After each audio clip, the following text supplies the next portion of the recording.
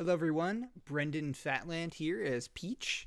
So today we're just going to be creating Peach, Princess Peach in Moho Pro. I'm using Moho Pro 13.5, point 5, or whatever version they're on now. So here what I'm doing is I found a 3D object of Peach, and I wanted to use it so I can have multiple views of Peach, and you can see here I am riding the struggle bus. It happens to me sometimes when I import a 3D object. I have a hard time of figuring out where exactly it's displayed in here. So you can see I'm doing a lot of things like I'm trying to make it smaller. I move it finally to the side, and you can see, and finally oh cool, look at this, I can maybe bring it back in here via this way. And so I'm not a big fan of well, that's not exactly true. I think the better way to do it is to just have images, and you'll see here in a second that's what I end up using. But I finally get it down to a smaller size, 0.02. So this thing was gigantic, which is probably one of the reasons I was unable to find it right away. Finally get into my view, and I run into more issues with it. But so I just made it smaller. And the reason I wanted this is while I'm turning it sideways, I don't have a left and right turnaround that I actually created. I just found some images online that I'm using here to create Peach and base my design off of. So you'll see that in a sec when I finally import it. And I'm just trying to line it up well. When you make it, I'll make it bigger here in a sec, you'll see. And then, because it's a 3D object, so you can have different views of it. And so I make it larger here. Now it's a little to the left, so I try and just center it so I have a perfect straight on view. I'm finally happy with that, so I make my switch layer, Peach, made a bone layer front. And then I'm just making, I think, head, for Peach's head. And then I was going to base it off of this, and I'm looking at it, I'm like, man, I'm just not really comfortable with all of this. I just wish I could see a little bit more details and what I'm going after. I like it that it provided some shading here. The sun was on the top left. But, so I was like, just not comfortable with that. So I brought in an image. And I'm like, what in the world? Where is the image? Why can't I find it? So I'm trying to click on the settings, try to figure stuff out. I reset my view. Oh, that's why when finding the 3D object that I brought in, I left my views completely all wonky. So I just reset them all, and there's Peach right where she should be, the image. So this is what image I'll be using to build Peach off of, or basing it off of. It's very 3D-esque, which is how I like my characters to be made. I have a tendency to try and make them as realistic as possible. I actually just made a Mario one again a couple weeks ago now, a few days ago, whatever. And it's 3D as I could get it. Right, but there's definitely some limitations. I tried to use color points for the shading and different gradients of the skin color. And word to the wise, I don't think color points are really a wise way to accomplish most things. I think they work really well for objects or things that aren't going to be animated. But if it's going to be animated, you probably want a masking layer and have a gradient inside of it. And I think that's just the better way to handle it. Another way I could have approached Mario, and I was considering this, is not making it in Moho at all, but making it with, Clip Art Studio, whatever it's called, or Illustrator, or Affinity Designer. And that would have been another way I could have approached it and just added as much detail as I wanted. You can get, it's pixel based, a lot more brushes and fancy strokes and things that are just harder to achieve in vector art. They have two different styles. So I decided to do the Moho route. I love Moho Pro so much, and it's fun to talk with people and get feedback and I just love the community of Moho. So whenever I build a project, I try and look at the right tool for the right job. And for me, I just like what Moho offers, and I like what I can produce in it. I'm really comfortable. I really like how intuitive everything is. Yeah, so while I'm doing this, just making the left eye here. I'm just copying exactly what you see, grabbing the curvature tool, select all points, curving the edges out, just trying to make it look kind of like what you see in the drawing. I don't follow the drawing perfectly. I'm definitely tweaking some of these points here, but yeah, I try and use it as more of a reference. But it ends up being close-ish. So as you can see here so for what I'm using right now to talk, I'm using Adobe Character Animator 2023, and it's the lips you can see in my peach that is in the corner here is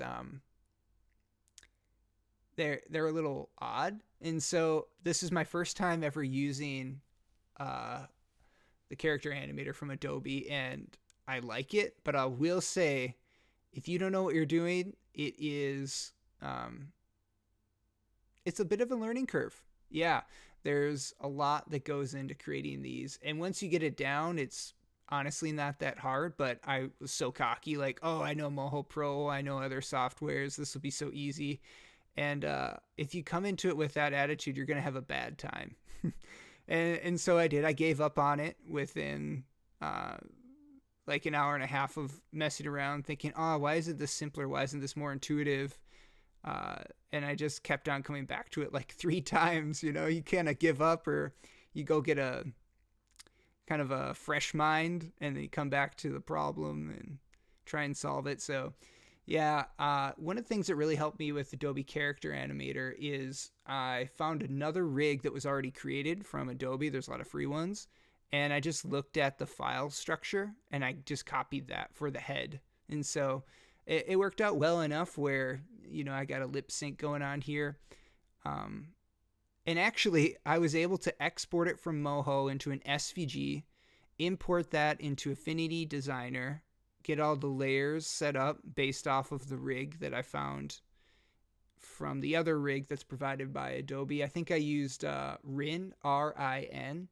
And again, it's just a kind of anime-esque head. It's really awesome. Just check it out if you have that. Yeah, and so I just copied that, and I was able to export that in here. So I'm recording that as we speak. It's a fun tool. Pain in the butt, honestly, to get set up. It's just an extra step, but it's a fun little tool that offers a lot. Just fun stuff. And again, just to get back to just what I'm doing here, just created a left pupil. I have outside of that, I have a group called Left Eye, or LI, Left Eye, and it's a mask that has the bottom layer as the mask, and then everything else lives inside of that.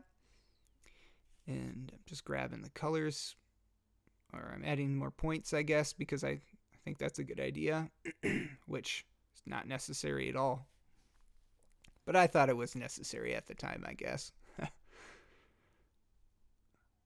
So yeah, just grabbing some colors here, and yeah. So I mentioned a little bit ago that I don't think color points are the way to go for most things, but for this sort of stuff, that a pupil doesn't change colors, this is exactly what it should be used for. It should not be used for shadows or anything like that. So you can get, I think that looks awesome, honestly. Yeah, I really like how that turned out. The eyes are so expressive. So I just watched how every month Moho Pro, they do like a webinar thing. I just watched JJ Gatto Alo, I think is the right way. And he's awesome. He owns a studio, I think, in California or Mexico. I'm not sure.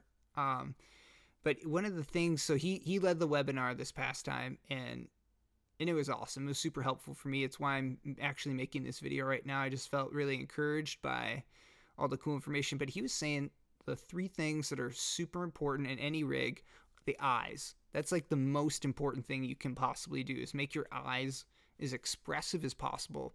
And then your eyebrow, and then your mouth. Those 3 things are what gives your character, just life. So I'm really trying to focus on that here. As you can see in the inner pupil, in the like sapphire darker blue, it has like a hinge of purple on the bottom, and that just adds a little bit more life, right? And then I'm actually adjusting the stroke widths of the pupil itself, the outer pupil line there. I'm just lining it up. And yeah.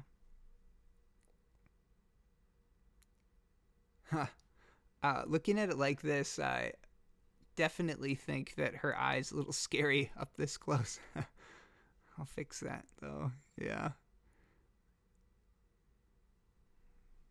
So I guess scary is kind of the theme right now. Halloween's coming up in 2 days, so yeah. But Princess Peach is not scary.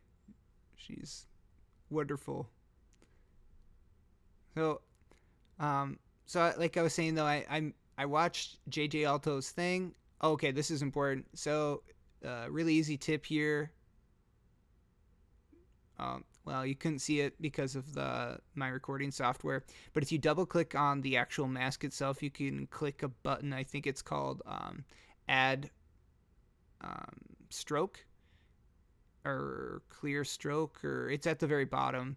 And when you do that, it makes it so when you take the pupil and move it around, it hides underneath of the stroke, and that's what you saw there before. And all you got to do again is double click on the actual mask itself, the masked item.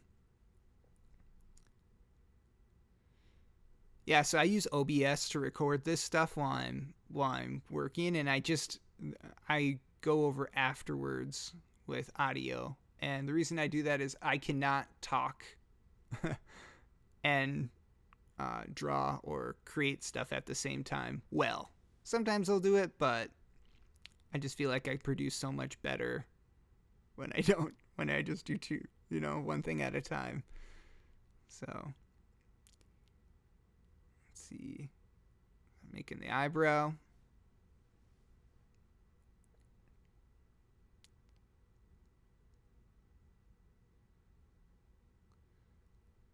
Create that stroke. There we go. Again, just the width tool here, just editing that a little bit.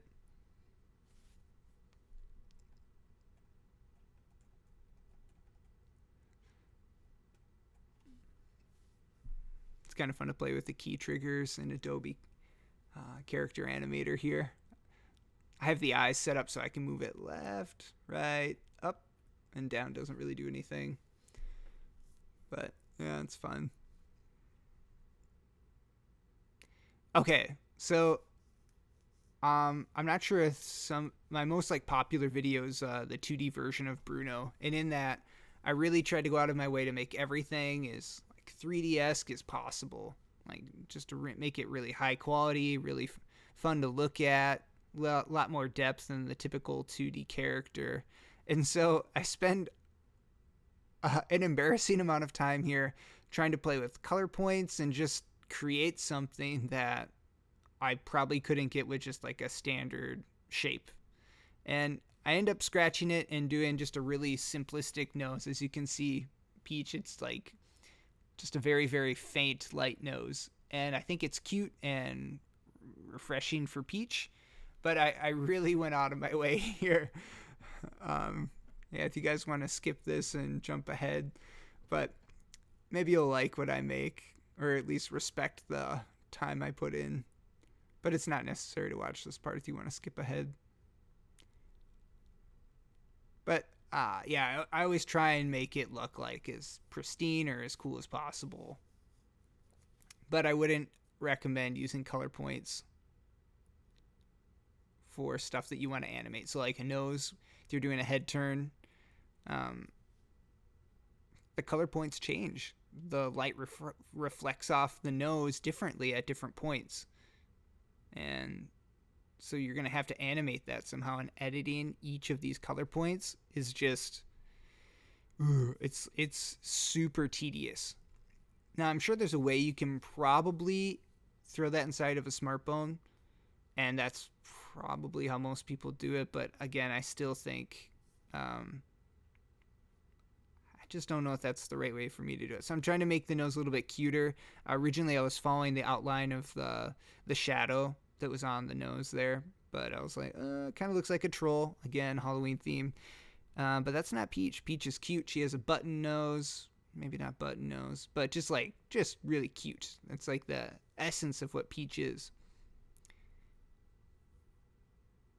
So yeah, I'm just throwing a bunch of stuff around here, trying to figure that out. So, yeah, my wife had this really cool idea for Mario and Peach, and she asked me to make her a little animation. I've never done that for her before, so I was very eager to jump on board that project she was requesting and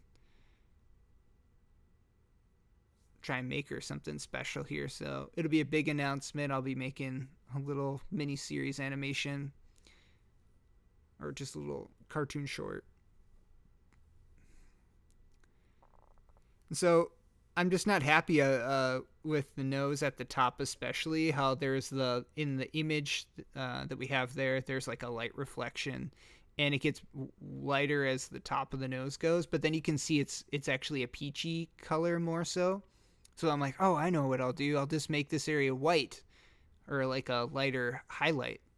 And I'm doing this part right, I think. I hope I don't use color points, and I do. All right. So yeah, I'm trying to blend it even more, and it just doesn't work. But I guess it's kind of cool to see the process of like what part of it didn't work. So I actually created a shape,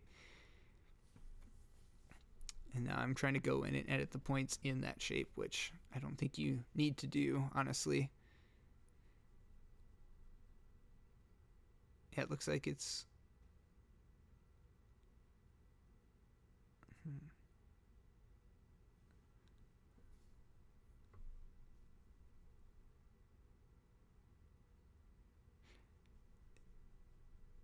Yeah, again, I use OBS to record this on the screencast, and it doesn't grab the menu, so I'll try my best to explain what I'm doing inside of the menu. So it looks like I just turned the opacity on that way down, and so I'm like, where the heck is it? Oh, I finally found it. Okay, cool. And so now you can see the highlight. That doesn't look good. It's not something I want to write home about. So it looks kind of scary. I take a moment, I sit back in my chair, and I'm looking at this, tears coming down my face. No, it's just not good. I'm like, oh, look at how nice that looks, the actual image. How do I accomplish that? And, I'm sure there's a way where you can like get the color gradients going to that extreme, but again, it'd be harder to animate that consistently across. So I eventually land on just, as you can see in the talking Peach in the corner here, is that I land on one solid color, and then I have a highlight or a shadow that like overcrosses the face. And the shadow goes across the top part of the hair, the back, and across my shoulders and the chest part here. And there's a little, if you look closely, on my neck that differentiates the color, and on my collar. So, yep. And so I'm like moving it over to the side, trying to figure out what to do here. It was just a bad idea. I mean, I kind of accomplished this in the Luca rig, or Bruno, and it was fine, but eventually, yeah. I make a circle here where I'm like, I know, I'll keep on fighting this fight, even though it's a losing battle. Where I'll give it a highlight, or I'll give it like a darker color. That's what it needs. It needs to have a shadow, and it looks even worse. And I kind of like lose my way here. So I grab the curvature tool, I select all points, and I just drag it out.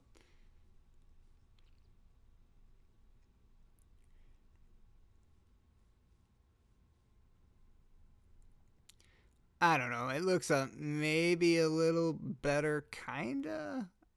That's being a little bit generous. Yeah, it just wasn't a good idea. And now I go even more extreme, where I'm like trying to figure out a way to like throw in a different color so I can have more of a gradient and make it even more 3D. And I messed up there because I had auto weld on, so I unchecked that. And yep, got a little bit lazy there. I just cut the corner right across the eye because I just wanted to see if this would work. And it totally doesn't. But it's still fun to try. I love trying new things in Moho Pro. Like MoU came up with this really cool shortening of the arm, or there's like a right name for it. But when you actually bring your character's hand up, it foreshortens the forearm. So it looks like the forearm is actually, foreshortening or perspective. And I love that. I love the inventiveness of that. So I've tried to make things like that in the past, like the magic moho mouth transition, where it's like a dynamic way where I set up my bones in a way where you can drag a smart bone over a mouth position, and then it like evolves to that position. So the current peach on here uses basically switch layers, and honestly, I don't think it's working that well. But again, it's fun to try out new software. But yeah, and so give me one sec.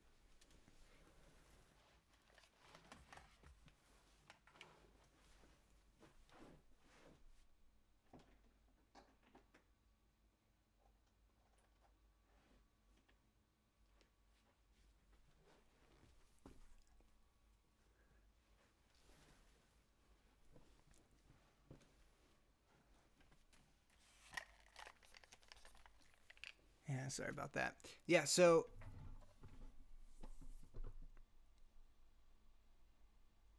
yeah, the magic moho mouth transition piece.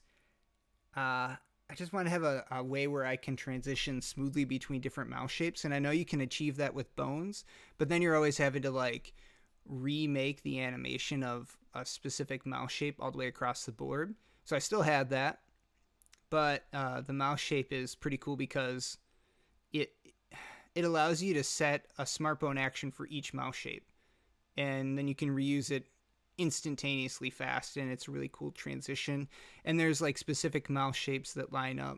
Okay, so here what I'm doing is I'm trying to get even trickier, because the last one obviously was a pretty epic fail, and her nose still doesn't look great with the color points.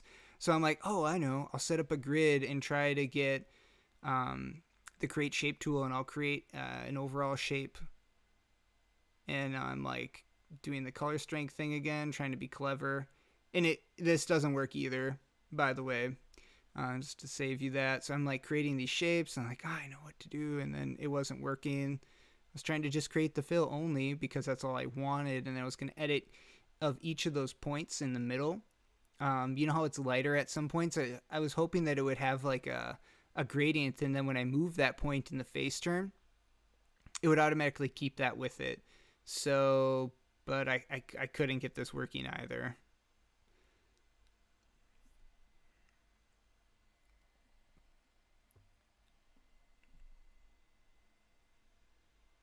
But again, fun to try new stuff, right?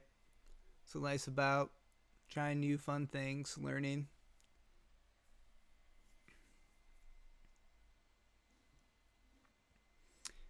Yeah, actually, on my last video, um,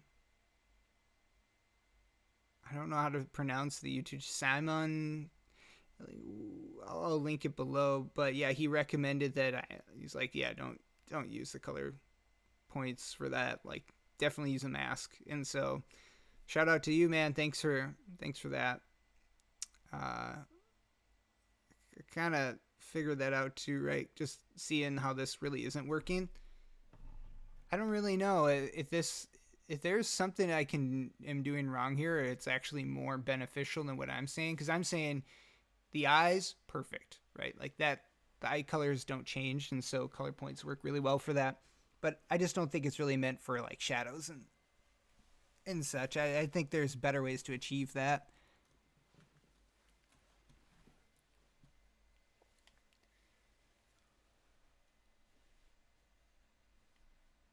But yeah, I'm still just going after it here.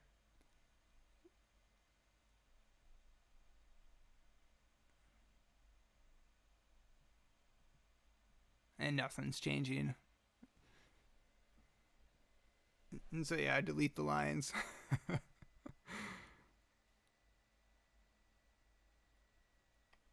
Sit back in my chair probably. I'm just thinking, how else could I make this a little bit better? Or more 3D, or just,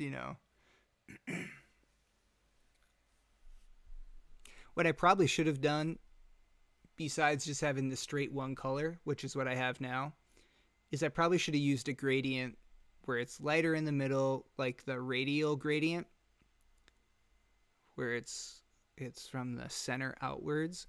And so that way I could still get the lighter effect and then make it go lighter in the center and then darker as it gets its way out. I lost the 2 points at the bottom, so I'm resetting those.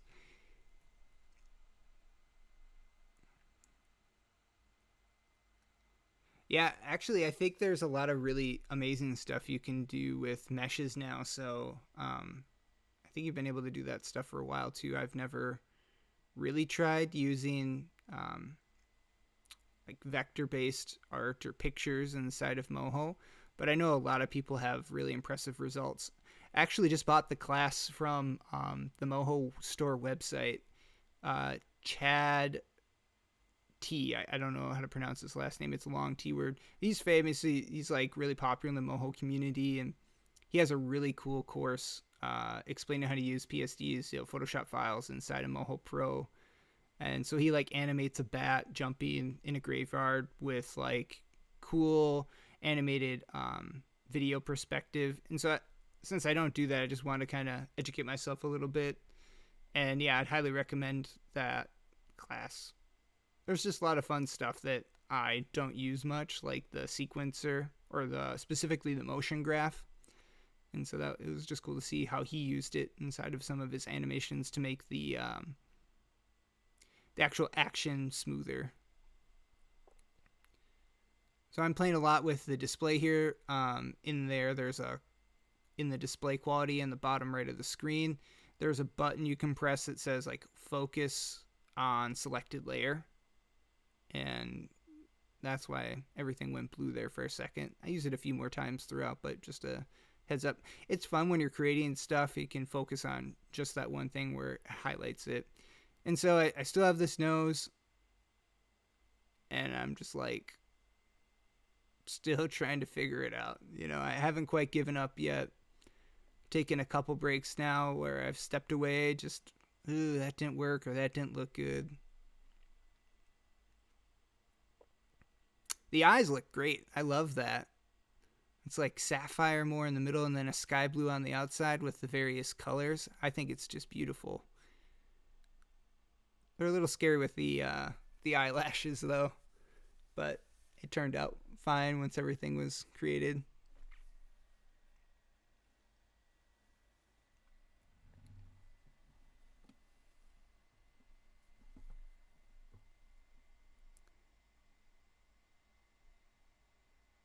So yeah, I finally I was like, all right, well, what would it look like if I just had this stroke?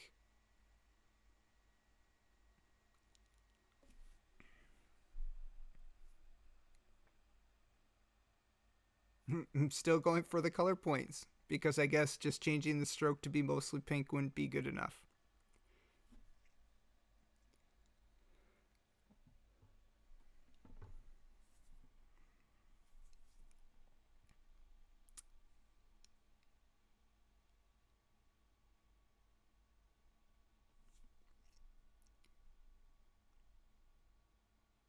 All right, I think I moved on. It's like, well, I know I have one that works for the nose, so I think I just leave it as invisible for now.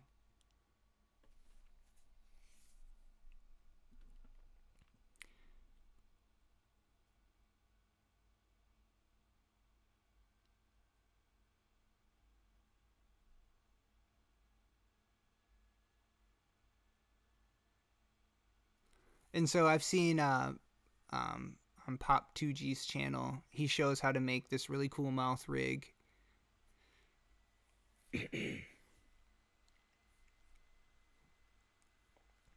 And so what you do, you basically have 3 shapes on the, well, yeah. So I kind of forgot how to do it here because I haven't done this in a while. So again, if you want the end result, I'll be actually posting this rig completely for free once I rig it, and you can download that from my website, skunkburger.com. You can check it out there. But yeah, so I'm like looking in for the Mario file. I'm probably going to open that up here in a second and look at that. But basically what you do is on each point of the edge, you make a mouth shape that comes inwards, and then you make the, well, it's hard to explain. Yeah. Basically, there's 3 shapes on the top face. So there's this one shape that you see here, which is in the box, and then I make a top lip or a top part of mouth, and I create that as a shape, and then a bottom part as a mouth. So then you'll have like an opening between the lips, right? And then you'll be able to enter in teeth in the back of that, so you can make more shapes and just send that to the back, so it'll hide behind this mask, if you will, of the face. So again, yeah, I come in here and I'm like, how did I do that again? Open up the mouth, and you can see, oh yeah. So I make it in the center. I think the thing I was most confused about with Peach is Peach has kind of plump lips. So I was like, am I just gonna use the width tool? So yeah, you can kind of see there, that's like the bottom part of the lip, and I'll definitely make it inside of Peach's thing. So yeah, I have this. I'm probably gonna bring it back over, or not. And so yeah, I use the add points tool. Okay, I do bring it over. Sweet. Just kind of lining it up here, getting comfortable, and yeah, add points tool. Drag this over.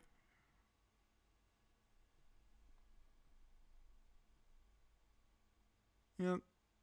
Just making the mouth. So I thought originally, like, oh yeah, I should follow the outline of the lips. And and then what I wanted to do, let's see if I follow that here just to make sure. Okay, so I'm doing a general outline right now. And this is what I probably should have done. I ended up not using it as an outline though. I make the stroke wider in specific areas, and it's what gives the lips its kind of voluptuousness. That's a fun word. Yep. And so I'm just trying to create kind of this. I was hoping to make another lip shape, top lip shape, and bottom lip shape that could be, and I've never done it this way before. This is brand new. Again, trying new stuff is good. So where I can make it have like a gradient, more of a texture, and give it more contrast, and just make it look a lot prettier. This didn't work. At least I wasn't able to get it to work. It might have worked. I don't know how much time I spent on it after being. I just felt silly with the nose. But you can see what I'm doing here is grab the outer layer, create that as a shape, create shape. You can do enter or hit the button up there. I hit the button.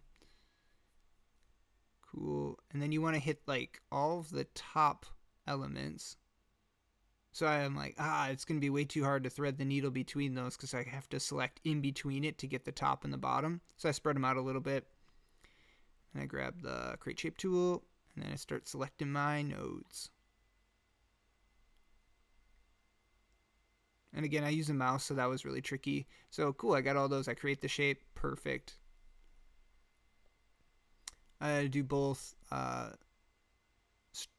both fill and stroke. And then I'm going to do the same thing for the bottom. So I was like, is there a faster way? But no. So you hold Control, I believe, or Alt, one of the two. And then that way you can select it like that. And then you can do Control Shift to add more. And so I have all those points added. Now you can do the hide line tool. And that's how I got rid of all those. And so now all we're left with is this. I'm like, oh, well, cool. I'll just fill this in. But it wouldn't let me. So I'm pretty sure I hit just the stroke on that. And that's why it was like locking me out.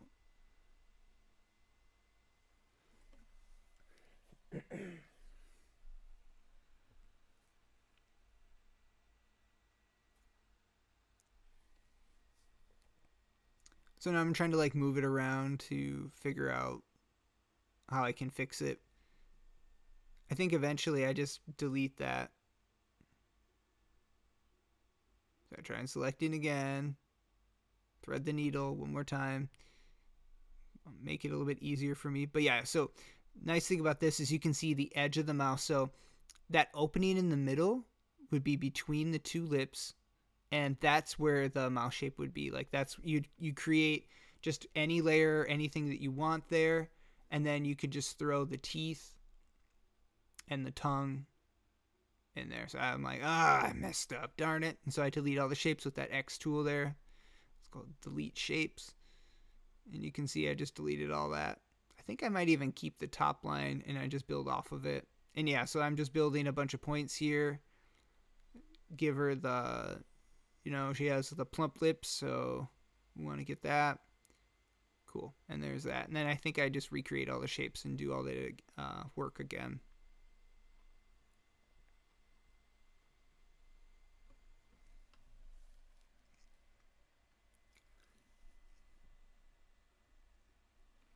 So I just selected that line and then I shift clicked it on the rest of them, and it kept the fact that I had some of those lines hidden, so that was nice. And so yeah, I just Control Shift Alt to deselect those points, and then there we go. I have a mouth that's really silly looking now because I use the outline, and this is a stroke, and strokes don't fill in that void. So now I'm gonna have to reposition each of the points lower and then use the width tool to create the illusion of like plump lips. And that's what I'm going to do here.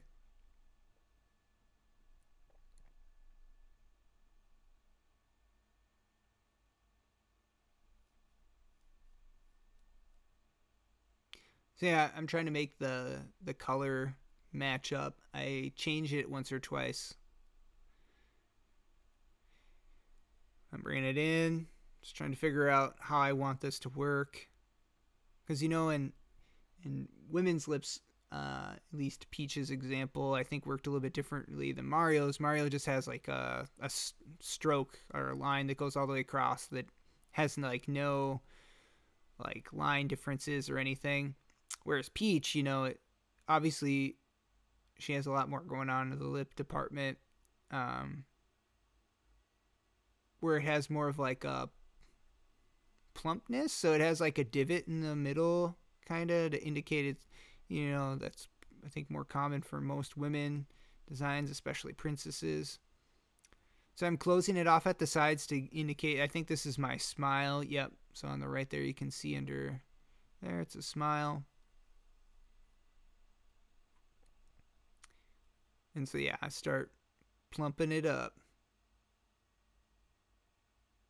So in the middle there, I decided, yep, this is going to be my middle node. So I'm going to make it a little bit less.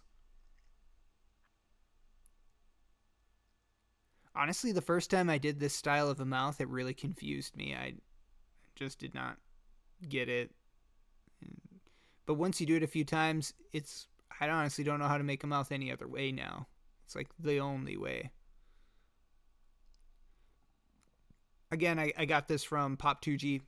Again, famous YouTuber, Moho Pro enthusiast. He's awesome. Should check out his channel. This is where I learn most of my stuff. I feel like most people do. Okay, so now I guess I'm going for a neutral face. I'm not going for the smile. And it looks kind of funky here. And you can see on the edges, it just needs to use that width tool on the edge. Well, that lip position's a little funky. So I'm just kind of working it, trying to understand. So I kind of remove that divot in the middle here, which I think I end up putting that back in or making something. So I create, I did Control T. I was meaning to just do T so I can, the transform tool, which is, what I'm using here, just move stuff around. So you can see now, you can see through the middle, and that's fine. You could always see through the middle, honestly. In the wireframe, you can see exactly. So I'm just trying to like line up the points to give it more of the correct mouth shape on her head. And you can see I'm lining it up more in the middle this time. So basically everything I just did was a complete waste of time.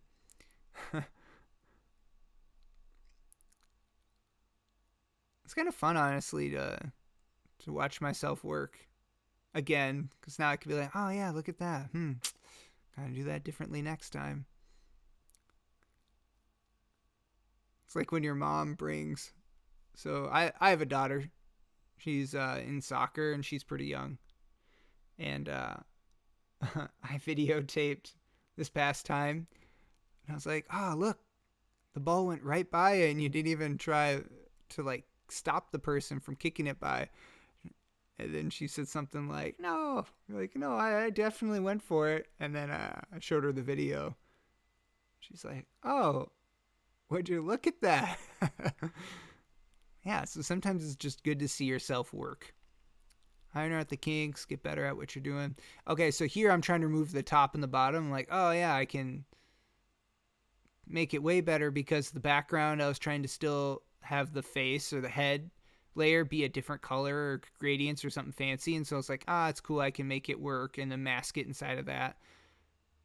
But you can quickly see here, I abandoned this too and just do the kind of what you saw on the Mario rig there for a second. Which again, that Mario rig is free. I'm not doing this to make any money or whatever. I'm just doing it to meet people and get better at Moho. And yeah, I love cartoons. Ever since I was a kid, I watched bunches of cartoons growing up. I was a single or only child, and my mom worked. It was just my mom, so she would work the second shift. She'd get home at like 10 o'clock, and so I get home, and I was supposed to be doing homework. I had chores. Man, I swear, I just like watched Sonic. Yeah, just lots of different TV shows, honestly, but lots of cartoons.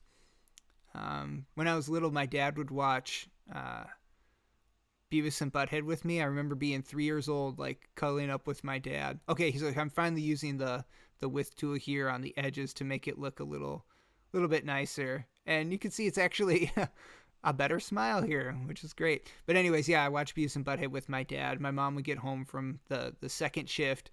She'd be like, what the heck? Why is our young 3-year-old son still awake? And, I think at that time, too, the Smurfs were on at night. And I just thought that was so cool. So Beavis and Butthead and the Smurfs, my dad thought they're just so funny. So, yeah.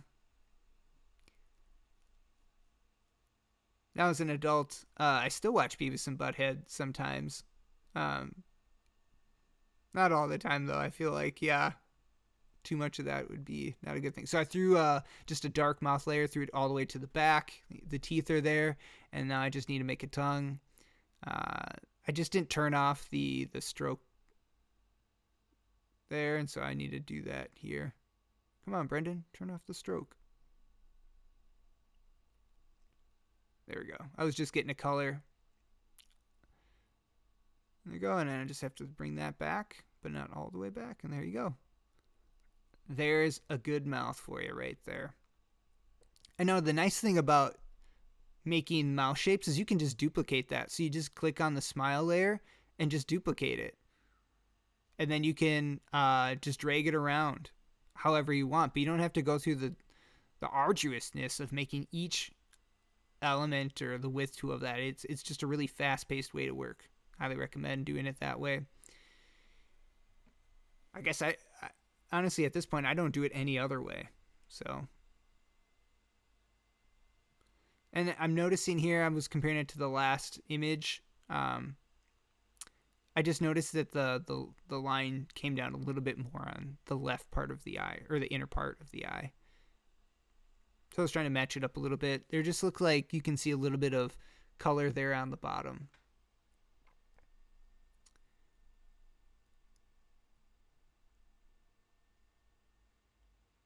But yeah, as an adult now, I still watch cartoons. Like every night, I'll typically watch something new from, anime to just American cartoons. When we have some friends pretty close with us, and they're always saying like,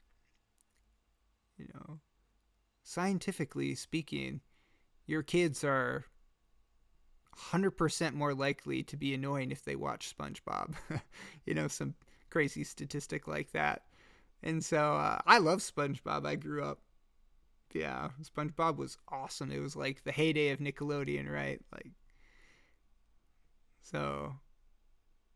And then it kind of turned into just torturing Squidward, which it's kind of funny in its own way. So here I have an ear layer, and I'm just creating that ear shape. And I'm not really worrying about the inner part of the ear because that's going to be covered up by hair anyways. And you can obviously see the end result here with Peach in the corner. And yeah. So. And now on some of this, it's not going to be the exact same as what you see as my Adobe character person here in the corner. And I think it's because when I merged it over from Moho, I exported it as an SVG, and I don't think it carried with it all the color point coordination or the effects. So I'm adding a soft edge effect. So if you look at my Peach character for Adobe here on the corner, you can see my ears are really dark, and that is definitely not how it should look. So you can't see any of the renderings in here. I'll make sure I have a render. But yeah, the ears are way softer with the soft edge. It's just a little bit darker where it gives it a shadow is basically all it does. So even though it looks super dark in my example in the corner here, it's not. And you can see my soft edge under the style and under the effects there in that drop down.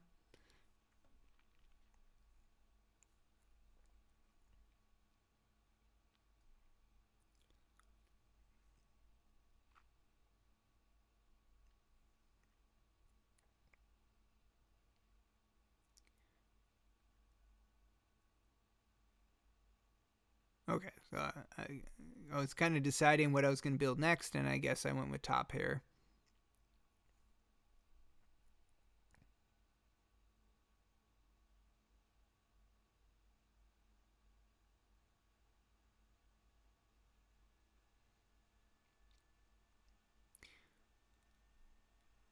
Yeah, actually, just recently, though, I joined some Discord group for Moho, and there's a lot of really, really good animators in that group. And so I've been getting some just some tips and stuff about animation itself, I would say. I can rig well enough and create stuff in Moho well enough, but just trying to get better at my animating skills. Hence the motion graph stuff from Chad T was really helpful, and they had a lot of information and gave some YouTube videos for that. But yeah, I found just being a part of that group is something too that's really encouraged me to just want to make more stuff, more characters, more fun animations. So I'm a programmer, a web developer is my primary full-time job. That's what I do. So all this stuff I just do on the side just for fun. The dream of someday, making a series. And so that's my plan for 2023 is to make a little mini web series on YouTube and live out the dream of trying to finally make something. So my daughter, she's 6, and so 6-year-olds love Scooby-Doo, and we've talked about making her own kind of like Scooby-Doo thing for a long time now. We've talked about it for like 2 years, and so she's finally getting old enough where I think we might start working on that, kind of like a detective Scooby-Doo mystery thing. So we'll see. And also how much she's motivated too. She has a lot of, kids have a lot of stuff going on and their interests can change, but it's fun to do stuff together like this, and I enjoy it. I mean, cartoons are originally made for kids, but yeah, some people like me just don't grow out of them. I can only imagine this is like one of the greatest parts about being inside of an animation, like being a cartoon animator as a job, is that everyone's probably pretty like-minded, right? Like you probably got to be a pretty chill, happy person, really like cartoons, yeah, in order to work as that. So like as a developer, you have people across the board, and most people are pretty mathematically inclined, and that's really how their brains are, how they're hardwired, And some people with that, when you're more introverted or you're more mathematically inclined, I don't know, it's just different. So not everyone, luckily on my team, everyone's awesome. I love people I work with, but I know in the past I've worked with some companies where, maybe some of those soft skills, like communication wasn't the top priority of that developer. Whereas I think cartoonists are probably all super down to earth, really fun people that just love making stuff to make people happy and laugh.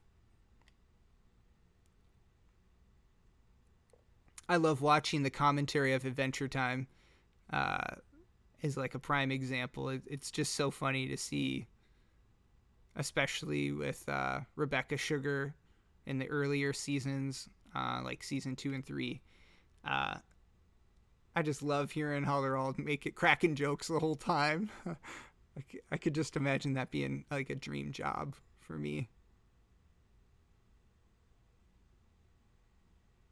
So, but I love programming too, though. So if I don't ever get the dream of being a programmer, or excuse me, an animator full time, that's fine, because I love what I do too. So more than one passion.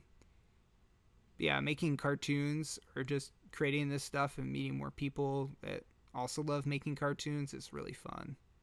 So again, I mean, there's not a lot to add here. I'm literally just making a crown. I'm kind of fitting it around the jewel, which technically I don't even need to do because I think I make the jewel overlap it anyways.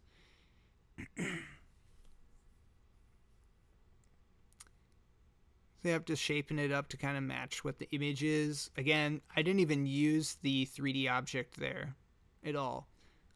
Probably for the head turn is where that could come into play if I couldn't find a 3/4 or a sideways turn and I didn't want to make one myself. I think that could be a fine way to deal with that. So I'm just kind of lining up where I want this jewel here. I'm obviously going to get rid of that stroke as soon as possible. Probably should have done it first, honestly.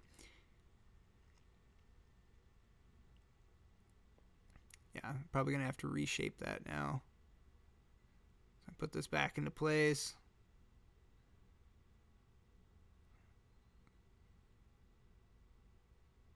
So I noticed that there. Okay, so right now you can't really see it, but I'm working on a gradient for that piece.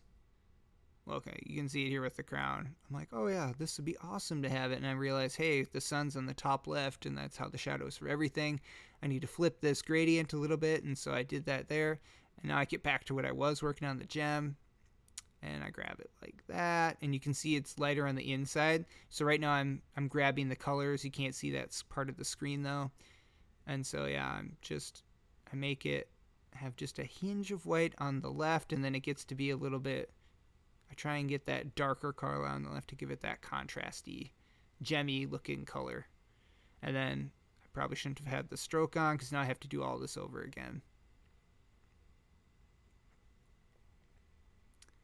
And I throw it behind the crown itself. So there you go. And then I realized, like, oh yeah, the hair's not going to be underneath it, so I'm probably going to have to figure out a way to better suit this. So I just kind of use the bevel tool there, get that going. Then I flip it, copy it, duplicate it, bring it over. And then I'm probably just going to do the same thing, line it up there. I'll probably push it behind the crown again. Yep. And so there's that.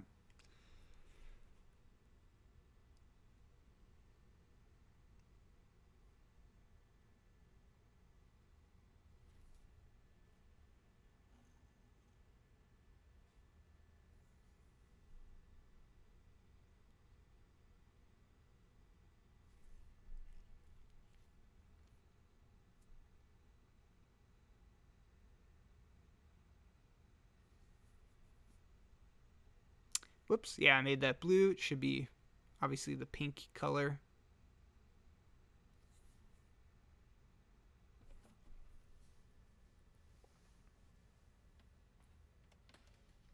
So yeah, I look and I watch and listen to all these tutorials, and like I said, I bought that class or course from Chad on the Moho website. And so I was thinking, how can I add back to the community? What can I do to offer some level of contribution to the community? And so what I came up with is creating just elements and resources that I can give other people to use. So like when I've created something, I'll just upload it to my website. So I'm pretty sure everything I'm going to have on there will be free. And so if you're watching this and you're like, man, I just want some resources, or if I want Peach or Mario, whatever, if you want to check out the website, just go download it and use it for whatever you want. Just give me some credit. Be like, hey, SkunkBurger is our channel name. Is what we call ourselves. I call myself. And just give me some credit, or subscribe and like the channel. But that's how I want to give back, is just creating cool resources for people to use. And yeah, there's a lot that comes inside of Moho Pro already. Inside of the library in the top right corner there of the screen, you can see that book. If you click that, it opens up a bunch of resources, and you can grab a lot in there.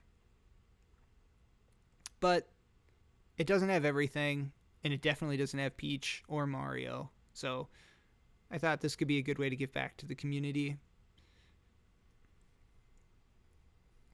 So you have to use it. Let me know. Message me. Again, you can use it for whatever you want. I truly don't care. So free use. Have fun. Just give me credit. So yeah, what we're doing here is I have a black line. That's obviously not going to look good, but if you put a soft edge on it, I'm going to render it a few times, and you won't be able to see it because, again, OBS it only focuses on just Moho the program. It doesn't do anything that's like outside of it. So even though the rendering comes from Moho, it doesn't display that. So a lot of here, as I'm looking at this, I'm like, is that all right?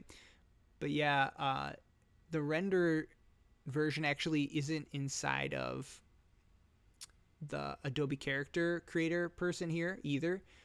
There's like a highlight that I'm adding right now here in the circle and that line. Neither of those made it into the Adobe Character Animator for various reasons. But the biggest one is that the effects didn't seem to work inside of the export for the SVG. So just word of the wise. Oh, okay, so check this out. If I was going to do this all over again and create a character for Adobe Character Animator, I would not, absolutely not, start out with creating or exporting my character from Moho. Might seem really counterintuitive because look at all this time I'm putting into creating this. I think for me, it took me 4 hours to create this peach. Okay, I'm not a pro like all the rest of the people I was talking about, but it took me a long time. It took me such a long time, I don't even know the hours, to get it ready for Adobe Character Animator. I've run into so many problems. Like in Adobe Character Animator, for example, you have a way where you can auto-update your character every time you save the asset. But if you have like the camera on, it'll be like, yeah, it's in use right now. Sorry. Try again later. You know, it just won't work. It won't save. And so you have to just turn off the camera, turn off the audio mic, and yeah. Just odd quirks with it. So what I would do if I had to do it all over again is I would create everything from scratch inside of Affinity Designer or Adobe Illustrator, and just use the example of Rin and just copy that folder structure, and then I would bring it into Adobe Character Animator and follow the rigging that they do. It's all pretty simple once you get that done. It's just, I would say the most confusing part about Adobe Character Animator is the layer structure.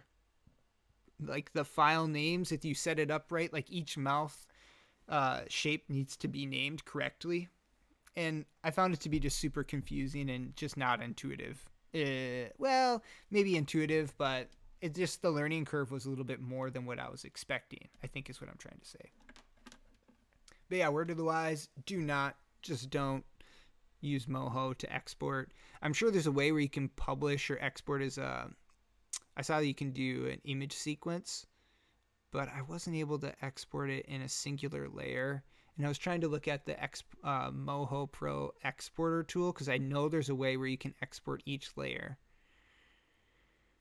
But again, I would just skip all that noise and just do it inside of Affinity Designer straight up, because there's so many effects that you get in that tool that you wouldn't get in here anyways. And then a lot of the stuff that I did merge over because I export as an SVG. Look at my lips inside of Adobe Character Animator on my peach here. It looks kind of like you can see like a line in the top and bottom of her lip. And that absolutely is not how it displayed. So, I don't know. Yeah. And I had to redo the eyebrows as well. I had to do, honestly, way too much over again. It would have been way faster to just do this inside of Illustrator. I did do some back and forth too, and then I had to create all the mouse shapes, and I was like, oh, you know what? I'll create the mouse shapes in Moho and then export it. And that was, yeah. So right here you can see, getting back to the actual drawing, I'm like importing another image here because I'm like, well, you know, that 3D image that I have there for the front just isn't working for me. Is like, I just need to know how I'm going to do the shadow across her hair. And so I grab this and I can see, oh, you know, kind of fades out on the right there. So I make it go just gently under, and then I'll use that top hair as a mask. And so, yeah, I just kind of throw it to the side. And that looks like, whoa, why is he doing that? Well, with the mask, it'll cut it right off perfectly. And then it's not perfect. I was wrong.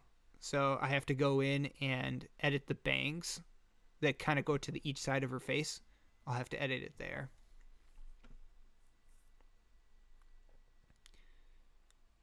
So another thing I was trying with Mario is uh, with doing the shadows, I wasn't using just a solid black and lowered the opacity.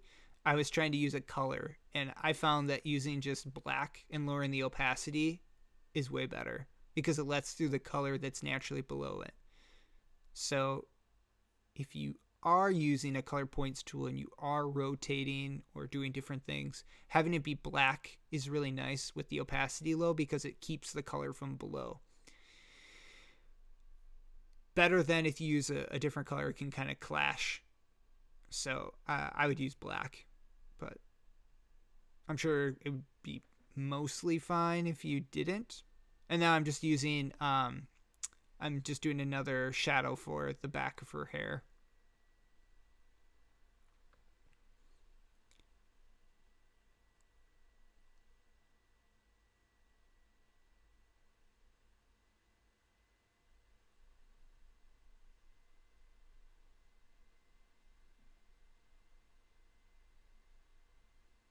And I was thinking like, oh no, if I ever do the head turn, the hair is gonna look really funky.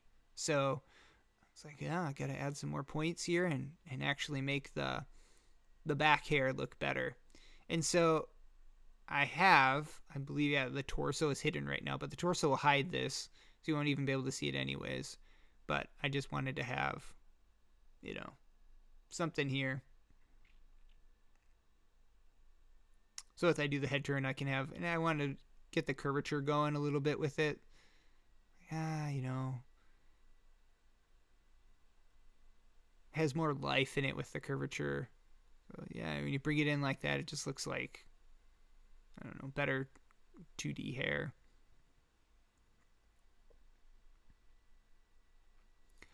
Again, yeah, I really want it to be as 3D as possible. I didn't add any textures or colors. You can see in the original 3D one, if I hide her face, which I do a bunch at some point, so just keep an eye out for it, that there's so much like line work that I didn't add at all inside of her hair. Um, I don't know. Maybe I'll make a 2.0 version with like more of the 3D-esque appeal, but I just really liked the vibe it was giving off with it just being the way it is with one solid color. I did get a bunch of, when I bought the course of Chad Tolbertson, I think. Yeah, I don't know. Chad T from Moho. When I bought his PSD course, I also bought a bunch of other vector brushes and stuff that came from Moho. They have like the 100 brush pack, and so I have a bunch of that. You can also download a bunch of other cool stuff online too. So I have a plethora of options. I just need to actually use it.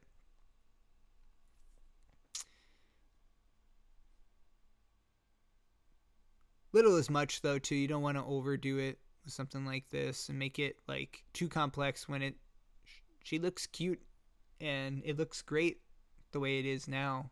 But maybe adding a little hint of something could spice it up.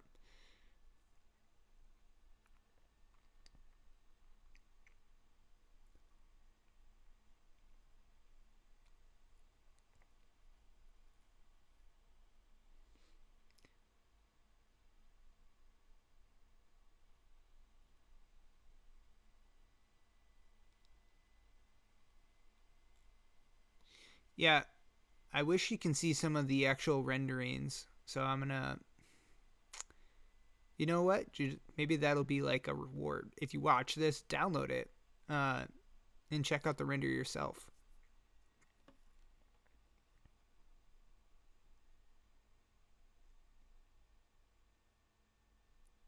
But it does look pretty good, I think. So maybe at the end of this video, I'll put in a rendered version of it.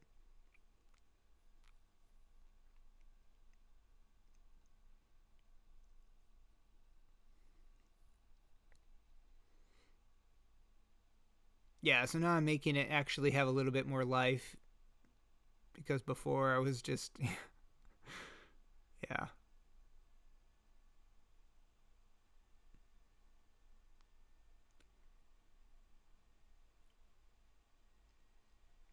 So again, I don't know what the average person takes to create a character like this, but this took me 4 hours for everything start to finish, not including like the YouTube image I ended up making afterwards and the other pose. I just do it in my free time, so some of these parts here are like a bunch of different parts put together. Because again, this is just stuff I do on the side. Right, so I've seen other people though where I watch like 30 minutes of them and they have something created that's just beautiful, and it takes drastically less time.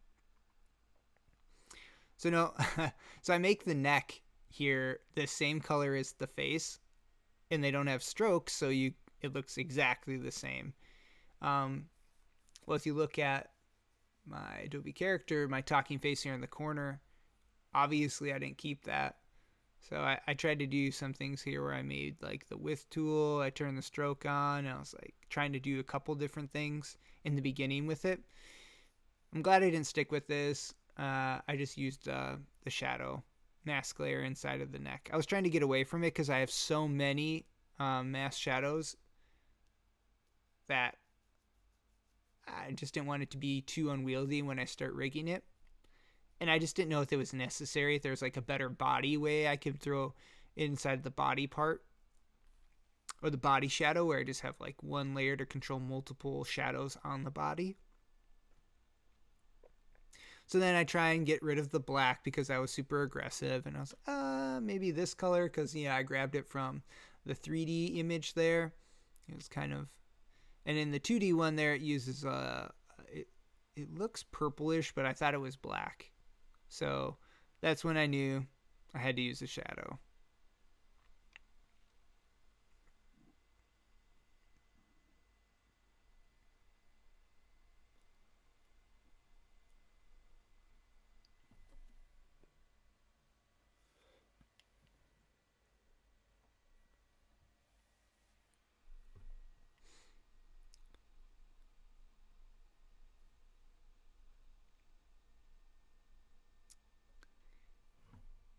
Yeah, so I probably, man, I don't even know if I grabbed black. That doesn't look super great. Looks like I grabbed maybe a gray. I don't know.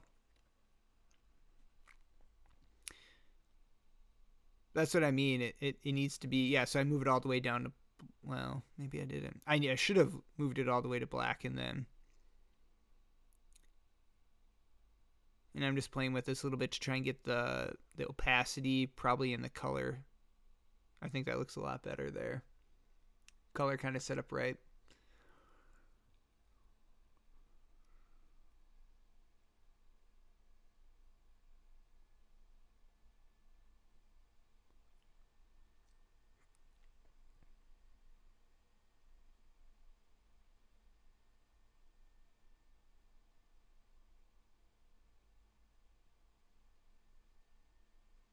But yeah, you can already see Peaches come a long way from my earlier. You remember the nose? Like that was just horrific, and so she's looking a lot better. But yeah, sometimes when I turn off that top hair layer, and you saw all that texture under there in the lines, maybe I should have added something. But I'm overall again glad I didn't. I was also comparing it to Mario I made, and I need them to look in the same animation style somewhat, so that way when I do the actual animated video for my wife, that it'll be cohesive and work together instead of being completely two different art forms. I love when I select that torso and it comes up and it's just that big block. It's so funny.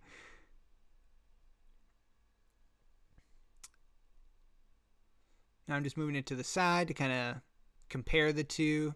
Obviously the one on the right is a 3D render, so it has more of the effects and the fanciful things applied to it, whereas my left one doesn't have that, and it doesn't have all the shadowing in place yet. And that's what I'm trying to kind of figure out now is, what did I do to the shadow?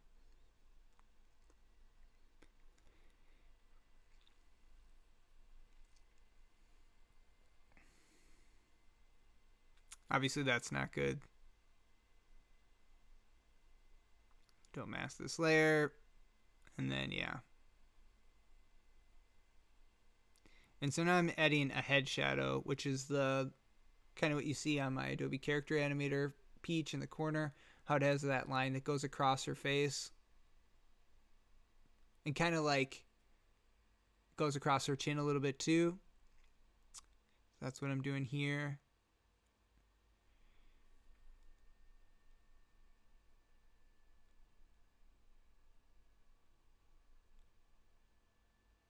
Man, I don't know. I love that. I think that's great. It's a little bit too straight for me. I need to bust out that curvature tool, but yeah, I think that looks dynamite. Looks good. So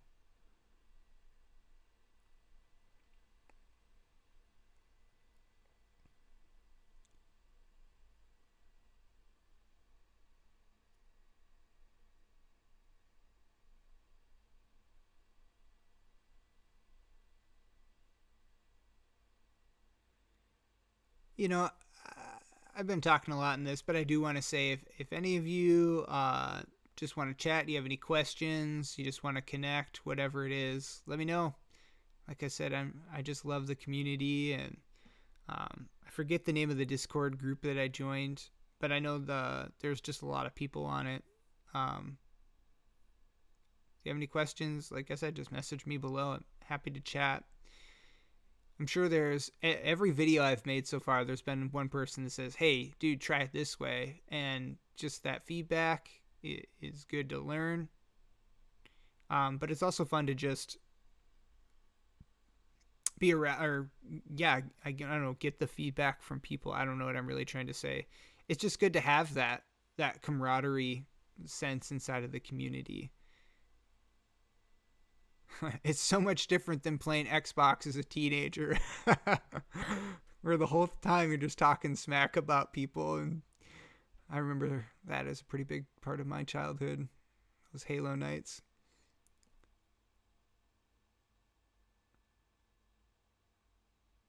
Yeah, so the collar neck piece here. Yeah, what more is there to say? It looks good. You can see, though, I have the mask there, and I'm trying to play with different colors. I'm glad that I didn't go with that light pink. I'm glad I made it darker. But yep, this is the process it took me to figure out that I needed to, so.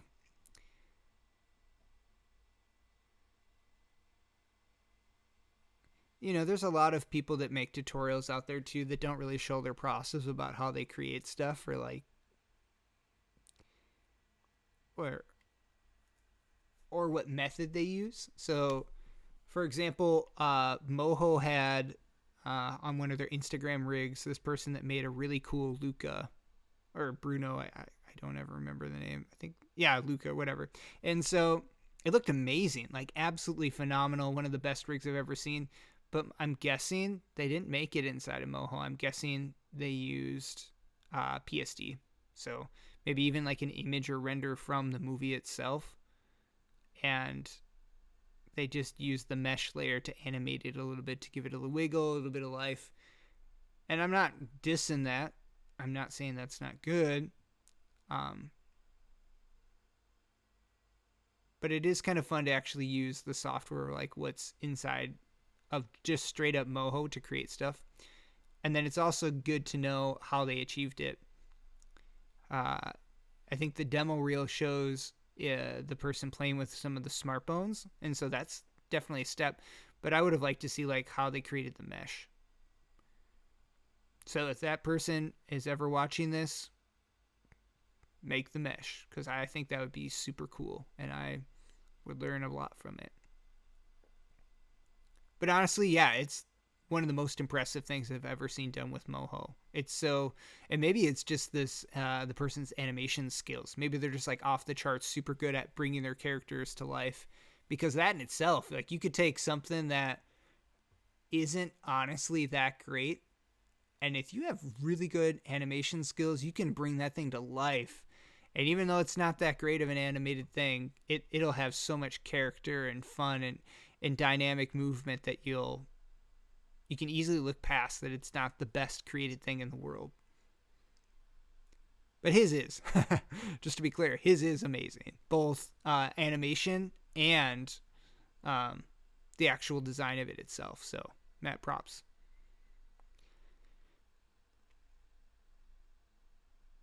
So I'm working on the torso, a little bit of the bust here of Peach. She's built like an hourglass, you know. It's probably because of those tufts on the side too, and she's wearing that dress.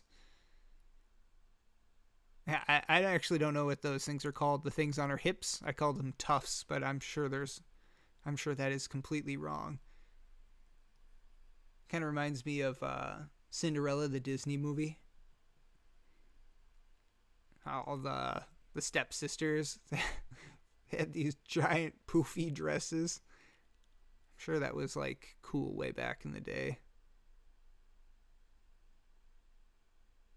But man, yeah, I don't know. Some of the new dresses I see kids wearing. Yeah, I'm 33, I think. Yep, 33. Just turned it. And man, some of those dresses are like crazy revealing. Where sometimes I think like, man, it'd be really cool if they brought back some of these old school dresses. Like, just imagine how much you would stand out in a crowd. We're having one of these big poofy old dresses.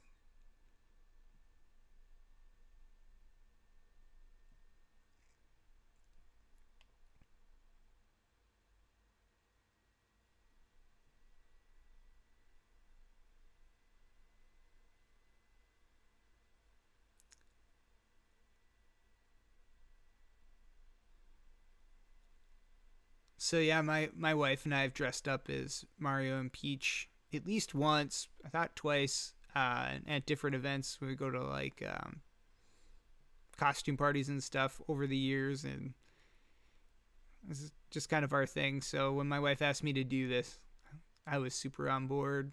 Just think it's so cool. Yeah, at our wedding, I was going to school. I was taking 21 credits a semester, so I was super busy. I was just so stressed out, really busy, trying to make money to buy a ring, get everything set up. And I didn't add much to our actual wedding planning. My wife did all of the planning, the decorating. You know, I think it's pretty typical too. Is like guys, they don't have as much feedback or really care really what's going on that day. They just want their wife to be happy, and that was totally my vibe. But there's one thing I asked for, and that's Mario and Peach cake toppers. And so, yeah, we had that. And it was awesome. Unfortunately, though, I ended up getting sick on my wedding day. I had some sort of virus. We had a doctor there, and he's like, yeah, dude, you're just sick, man. You need to take it easy. And then, obviously, we weren't going to do that on our wedding day, so I tried to push through. But Mario on our cake ended up tipping over. And so I think one of the people got a picture of that. I was sick. Mario on her cake topper was tipped over. And I still have the cake topper to this day. I keep them in my room, both Mario and Peach. Our kids will like run around with the house, and I have to always remind them like, hey, like that looks like a toy. And in fact, it is a toy. But like this one's special to Dad, so make sure you don't lose it. So that's one of the things we try and keep sacred in our house, just because it has that sentimental value. It's special. So that's why I'm taking much more care in this too. Is I just want this to be special. I want it to mean a lot to my wife.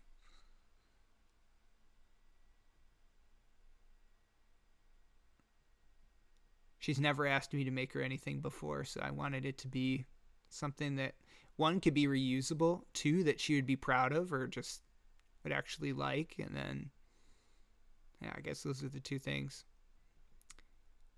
Reusability, sharing it with people in the community, and just making it look cool. So this, I'm only making the front view of this, and that's all I made for my other Mario character as well. And then I just do like a 180 rig. So basically looking left to right, side to side. I'll probably do the same thing here. I don't think I'll need much 3/4 away and then away view, back views of the character. So I think just the 180 rig should be good enough. Yeah, I actually just made a video about this not too long ago with Amphibia character. I forgot the main character's name. And I see a lot of people make 360 rigs, and sometimes they're really practical, but you can't always make reusable actions for them. And it can take a long time if you're a noob or a novice like me. It took me way longer to make a 360 rig versus, if I would have just made like a switcher like I have here with different views, and then have like for the front and the side, and have those views have some wiggle to turn. And I really believe that's the better way to go. Is there definitely a time and place for this 360 rigs? Absolutely. But I just think they're, it's just a really cool idea. But it's probably, if you're having like a series, or honestly, probably having a 360 rig with all the other views is probably a good thing. If you have like if you're willing to animate the walking action over and over and over again, that could be an option. Another option I was thinking of too for reusable actions for a 360 rig is perhaps you could just make an action for the front, make an action for walking, that is, and just label them like that, like front action walk scene, front action run, left action walk, and just left side walk, or whatever. I'm sure that would work. So it's not completely out of the realm of normability if you want to do a 360 rig. Normability, that's not a word. Anyways, but I would still say, though, you can be more organized with front 3/4, side, and I guess 3/4 away and away. I normally just do 4, though, where I just do away. I don't do the 3/4 away. But maybe I will in future stuff. I just don't use it as much. I see a lot of people too say that when you make a rig, you want to make a rig that is specific to the scene. Like, you don't need to have a master rig. Like, you make one rig and then that does everything. You don't want that.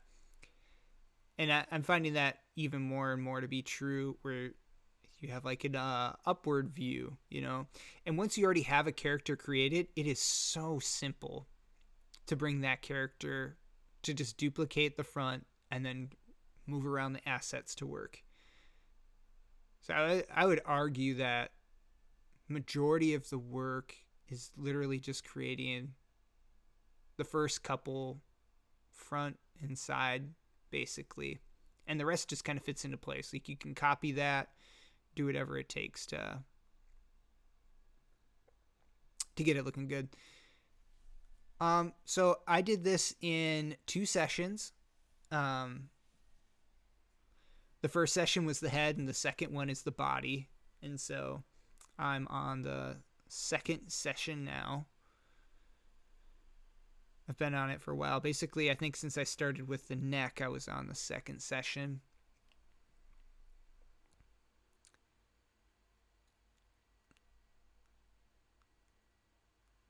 Yeah.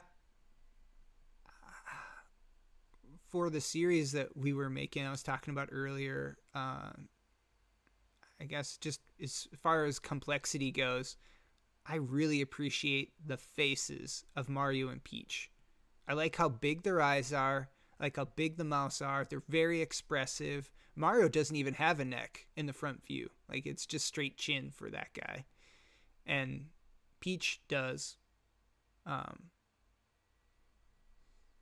But I think just making really simple, big-eyed, big-mouth characters, Disney, for example, is a great way to kind of start off.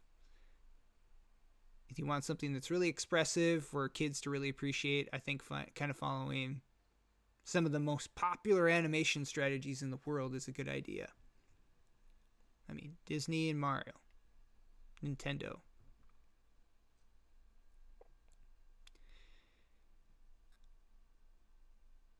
So I know I've kind of dived into a lot of topics here and I haven't really been focusing on it. So again, a lot of this though is just throwing in different nodes using the add points tool and then adjusting them later.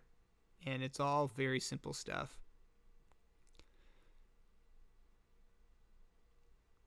And I must be doing something in the settings here.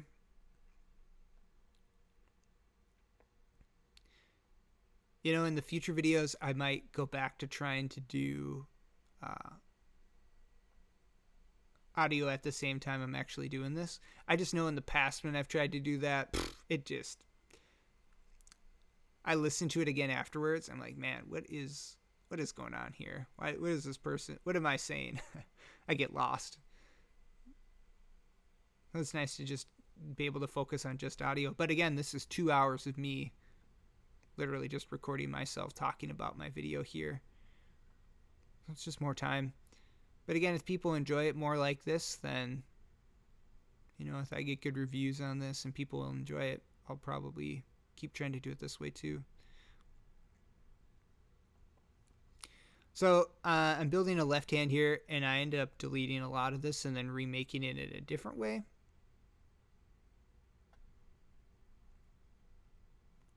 But yeah.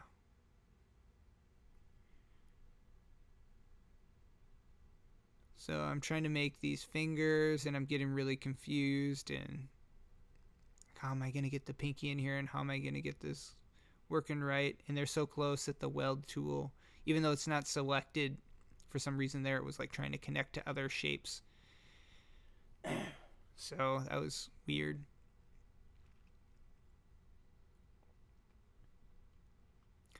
Man, just watching this now, I'm like, give it up, man. Just that's so bad. Those fingers are just, there's 3 fingers there outside of the thumb, right? And it's just so bad. So I think I deleted it, and I'm just going to start again and create like a hand shape. Yep, that's exactly what I'm doing. I'm just creating a hand shape, and then I'll create fingers to go on top of that hand shape. And that's how I did Mario too. And the reason that is so cool is I was able to do a 180 hand turn. So I was able to do a fist gripping motion, and I was able also to rig it so it can do a 180 where it flips. So he's able to close his fist, flip, and then move the fingers independently. And I have a smart action on each of the fingers too, so when you do close it, it works for the most part in most of the views of it.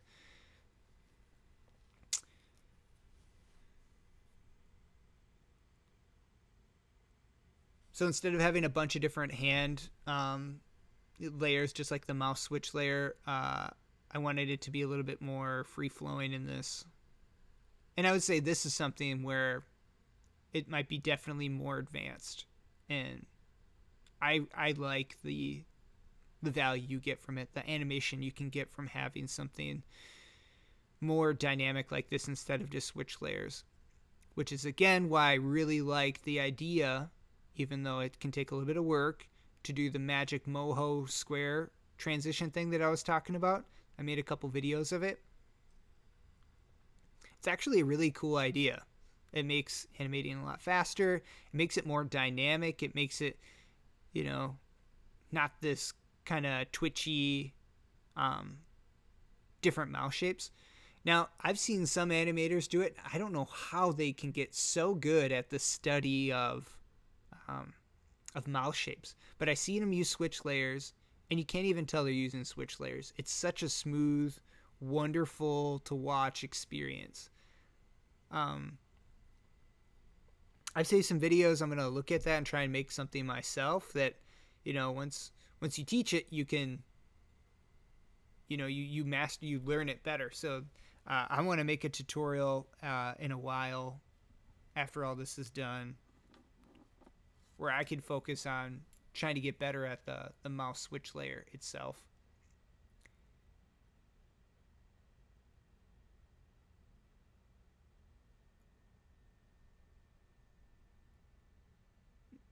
And I guess the same is true for hands, but hands are way less noticeable than a mouth layer.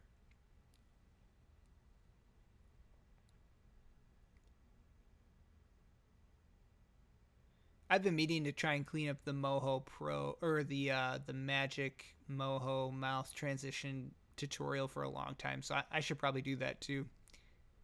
But who has time to do all these things, right? On top of doing this project and working full time and doing projects around the house, we're also writing a book every year. My wife and I write at least one book for Christmas for our kids. And so this year we're writing kind of like a you choose book where it's like, oh, would you how can you help out in a grocery store, or how can you serve around the house, or what are good chores you can do to help your parents, or what are some ways you can love on your neighbors. And yeah, so we're really excited about that. My wife's been working on it for like 6 to 8 months now, and yep, so just trying to get her book out. Let's see.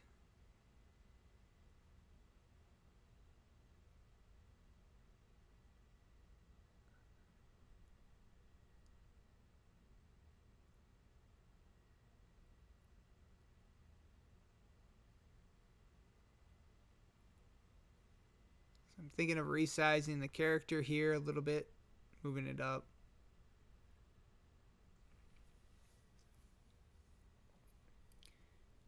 And you can see Peach is really coming to her own now. Like, she has most of the stuff that makes Peach Peach already created, so she's finally starting to look more like herself. I was trying to get greedy here to save some time by selecting all and then using that curvature tool. Okay, so I'm actually really proud of this. Normally, I write the struggle bus with the curvature tool normally, but I do a really good job here at getting the left and right done pretty well, where I almost don't need to come back in a lot of these areas and redo it. So I get that done, I get that out. Normally I have to do it like 2 or 3 times, but I just go over it twice and it's pretty much good. So I just bring it over, kind of line it up. You can see on my, even though I brought it over on the right, it still has a gap there. So I just brought that one node in. Now it's good.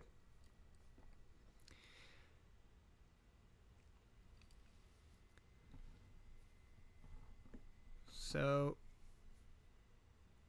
I notice here again, I'm trying to like compare the two, and I see that line. I'm like, man, I know I need that line, but I don't want to make it overly complex. I can see that there's still some shadow work I need to do. How can I do this? What's the right way to go about it? So I just start by making a line, and then I think I have auto weld on, and I connect it to the bottom there, and then I just create that shape. I have a hard time selecting it, but there I get it. I just create the stroke, and then it's like, pretty small. It's a width of 2, so I bring it up to 8. Just looking again, like, this other line, it's definitely not black. I'm like, why isn't it working? Because I'm grabbing the fill, and it's a stroke. So I grab the darkest part of that pink that I could find, and then I just repeat the process. I just turn sharp corners off. So that way it would still keep the original Bezier curve there. I just kind of added some curvature to those as well. And then again, I come in and I create this shape.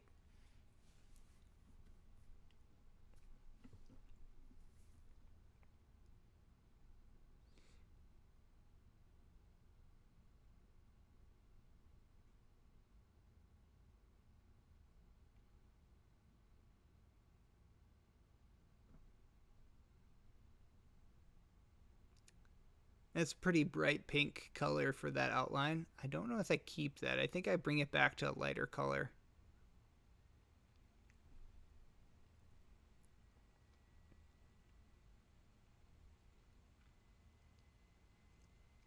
You know what? I might have brought it to black and then just faded it down. I'm pretty sure that's what I did.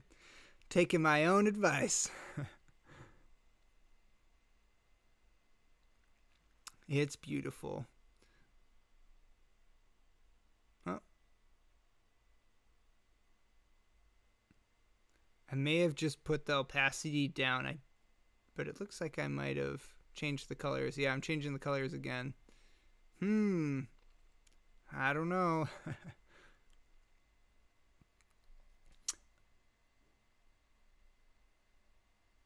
I wanted to be faint, but that is very faint. I'm not sure if I kept it. Hope I didn't.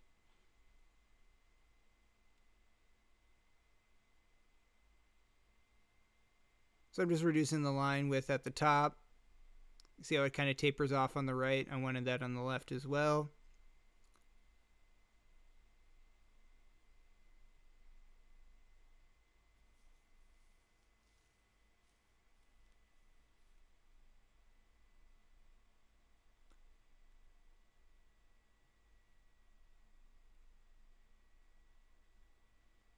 Again, line width tool there.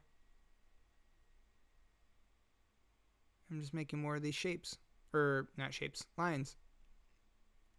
Give it the texture of that. So that way too, when I do add my character turn here, I'm going to create more of these lines on the outside of Peach. And so when she does the turn, more lines will come across and it'll give that more of a realistic turn. And at the bottom here, you can see it kind of overlaps and it's not really noticeable. I probably wouldn't need to change it, but I fatten up that line there. Fatten it up at that point, and then at the bottom, I make them really thin. Like almost to a point, I think. Yeah, and I think that looks pretty darn good. You can see that the tufts, again, I don't know the right name, the hip bumps tufts have lines on it too, and I didn't add those. I skipped over them. I don't know why. Maybe I should go back and add those. And it looks like I didn't choose the best color for the tufts. I could have made them a little bit more purple. I know a lot of people use styles. I did not use any save style in this style colors. And I know I probably could have and should have.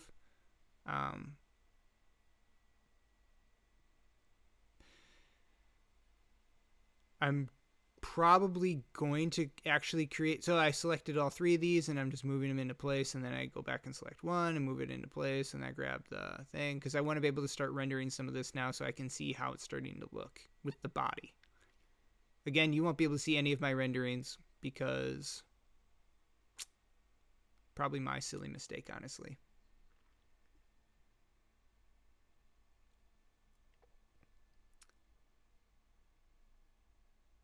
But yeah, I'll probably give me a sec here while we're looking at this. Yeah, so I'm creating more of lines too in these to give it more of that. You can see it at least on the image on the right, so I want to make the same thing here. But yeah, I'll probably save my colors in the style area so it's reusable, and that way before I start on my next view. Well, I guess I said I'm not going to do that. Yeah, I'll probably... Well, I don't know. It's a good idea to do it. I should. But it might not. We'll see.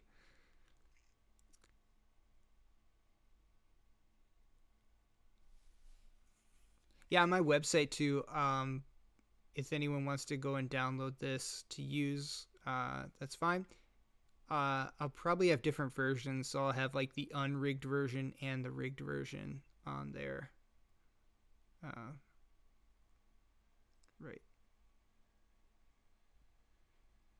So if you want to grab this and reuse it for something else, you can do that.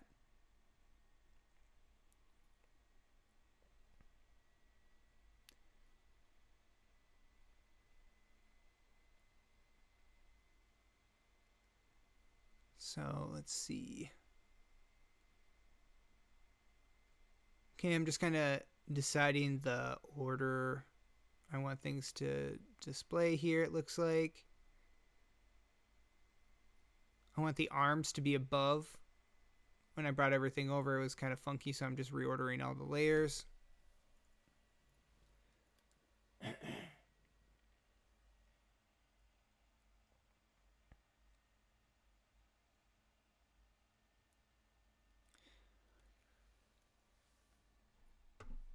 So I know I needed some shadow to go across, and so I'm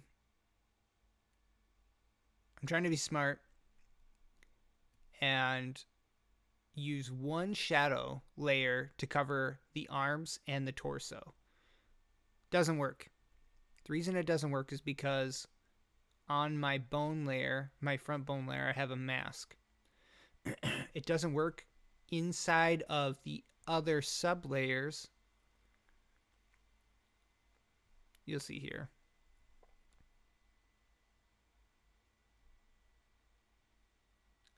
So it totally displays on the torso. I'm like, oh yeah, I have to bring it above the arms. Boom, still doesn't display. I'm like, what the heck?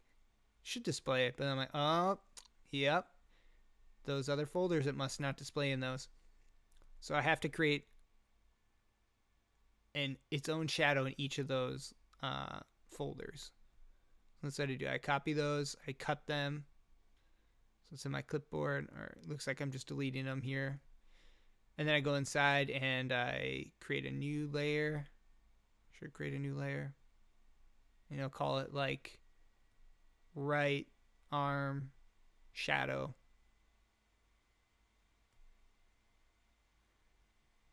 It's like I'm just saving stuff to make sure I don't lose it. Did a lot of reworking there.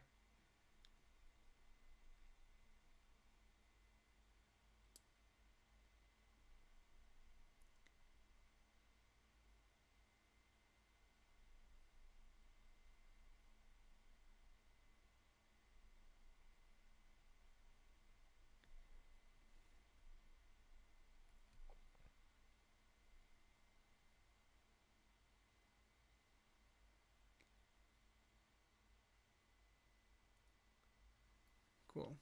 Just gonna give my bearings again. Probably just took a lean back in my chair and kind of reevaluated where I was at to make sure I was doing everything right. A lot of times if there's downtime too, I've like rendered it and I'm looking at it. I'm like, okay, is this really how I want it to display? Because you can see on my crown, for example, on the left, it looks really, well, you can't see it right now. So I'm trying to figure out, well, on the image on the other one, the gem on her dress gives off a lot of a shadow. So I really want that in here. So I move the shadow over. Just kind of match that.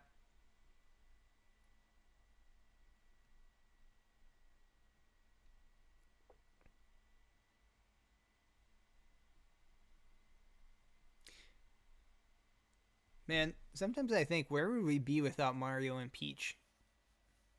Like, without Nintendo inventing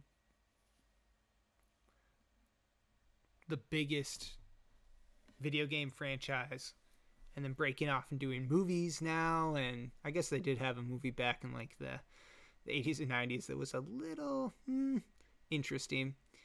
But yeah, where would we be as a world, video game wise, cartoon wise, without Mario? Mario totally streamlined so much for, I was going to say the industry, but for nerddom in general. Yeah, I have a friend at not Comic-Con, I forget what it's called, but it's in Atlanta right now. It's just like Comic-Con. He's sending me all these pictures, and he's just having the time of his life there. Actually didn't see one person dressed up as Mario and Peach, but I did see a lot of One Piece fans. So, shout out to One Piece. Let's see. All right, yep. So I grabbed black. It's the color, and looks like it's not displaying there. So why is that?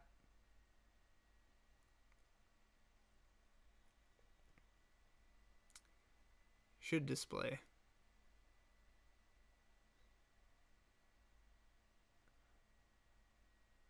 Ah, do you see there on the left how it shows right there? Yeah. I'm like, why doesn't it work? Well, now you'll figure it out in a second. So I'm like coming down here. Oh, it displays on the thumb. So it only displays on areas that overlap between the right arm and the body. So I found an interesting way to fix this. So again, I was like, yeah, what the heck? This should totally work. Why isn't this working?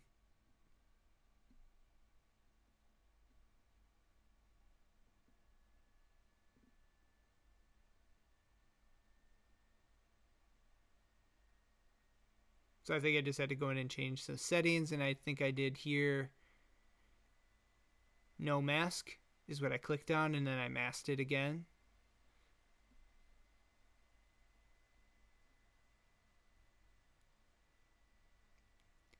And so I'm trying to just look at the structure, like, am I missing something? Am I going crazy?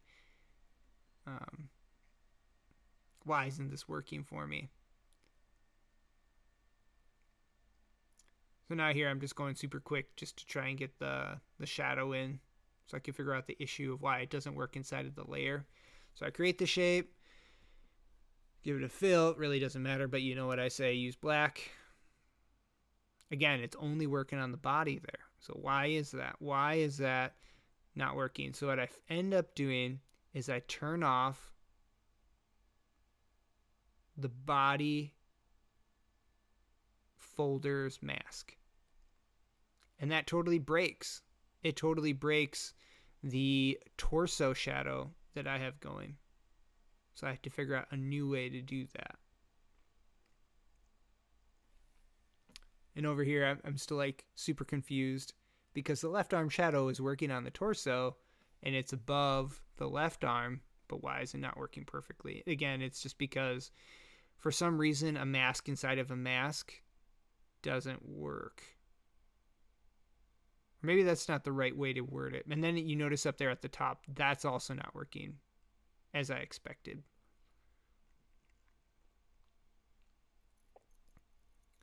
So I'm like, hey, this was looking good. Why is this broken? And I'm sure I was just pretty tired after hours and hours of looking at this. Like, what the heck? It should work.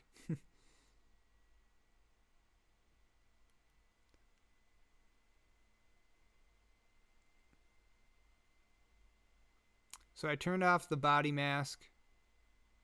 Did I do that yet? Cool. So I threw the torso shadow inside of the body, or inside of the torso folder there, have that as a mask. And I have this, and I'm able to move that into place. And it's working as expected. Now I'm lining this up as I want it to be, lined up with that arm. And then when I get my rigging going, I'll obviously have to move that a little bit to make it line up again.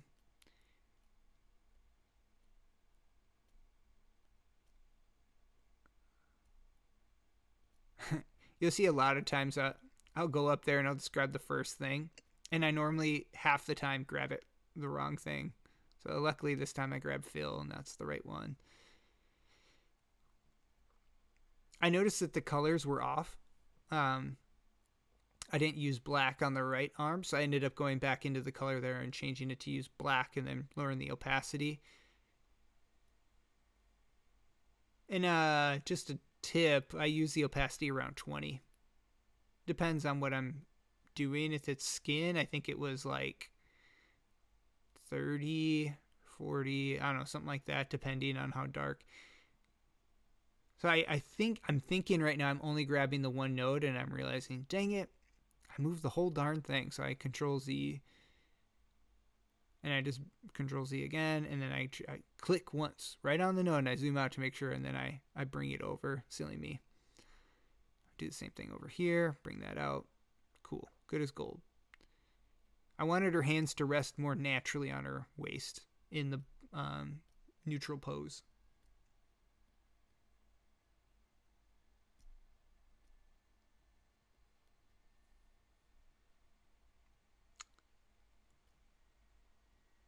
So left arm shadow, I had to recreate it because I think I deleted it or gave up on it when I was really confused about the body masking issue. And of course, I don't want it to look like that, so I'm going to have to clean that up here and add some more curvature to it.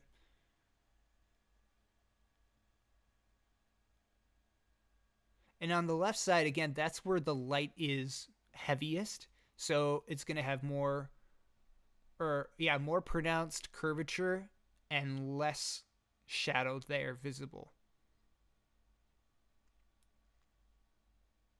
You know, if I really wanted this to look super fancy, I would add a highlight instead of just a shadow. But again, that's just another thing, and I don't think it's necessary to have a highlight. I know some people do it in After Effects where they can use rim lights and different lights added to the project. Now that I have the Adobe Suite, I can do that too. I haven't, but I want to learn that. So I'm trying to add something here to give like a differentiator between the fingers. So that way it's a little bit more, because they're all white and they don't have a stroke. So how would you tell? And I don't use the shadow. However, it's a cool idea. I don't use the drop shadow either. So I try and use these effects and they just didn't work out well for me. I'm pretty sure what I use a stroke. Yep. And then I make the stroke thin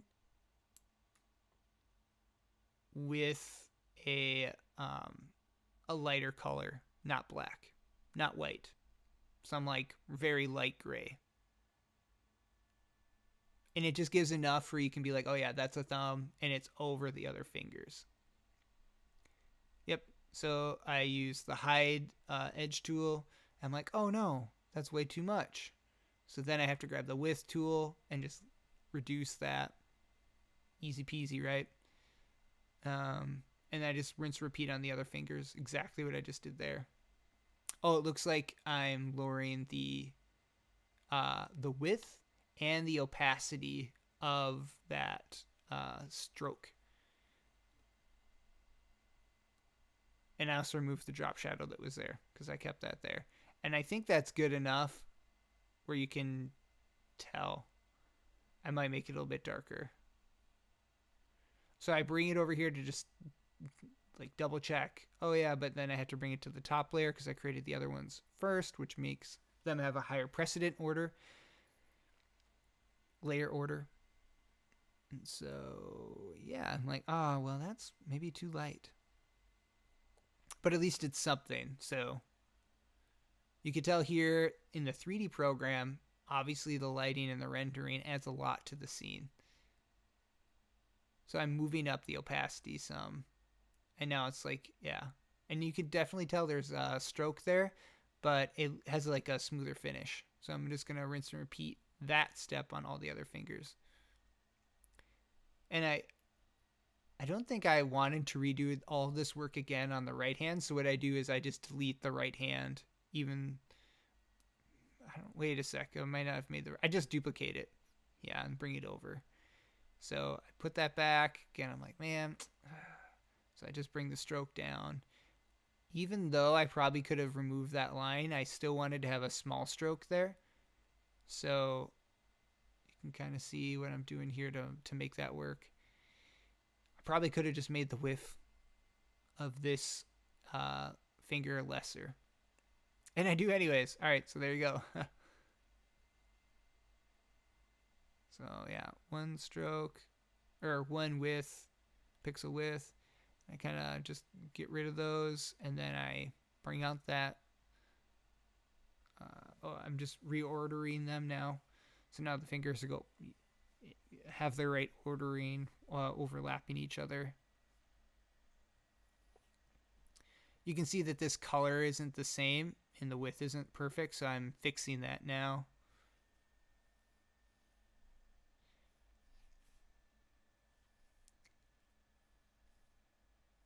Definitely see that the color is darker on that, so I'll have to fix that too. And I do in here. So I should fix it. We're getting up to around 6 minutes now until the entire video is done and Peach is completed. So again, I just want to say, if you've watched this entire time, that's super flattering. For me, it's like 3 o'clock in the morning right now. My whole family's asleep. I'm just working on this. I've been meaning to get it out for a while. I just want to say thank you for watching this. Um, Feel free to use Peach whenever you want. Like I said, if you want to connect, message me, comment, whatever. Uh, you can submit questions and stuff on my website too. If there's anything that you want created once I get done with this next project for my wife, I'm happy to take any sort of request. And again, wouldn't charge anything. So if there's like a project you're working on, you want some cool asset created, I can put it to my list of things to work on in the future, and hopefully it'll be what you're after. I've never actually worked on a project with anyone else, and I don't really know if I would have the capacity to put much effort into it. Just, I can only get this if it's something we'd have to work on together, but if there's ever an asset you need, let me know. Happy to do that. And of course, I say that now when I have free time, but who knows what the future will hold. As is life with those who animate in their free time. So I'm just kind of comparing and seeing like, oh yeah, well, I need to get a right arm shadow over here in this way, but it needs to be much lesser than the left side because of the way the light was hitting the 3D model on the right.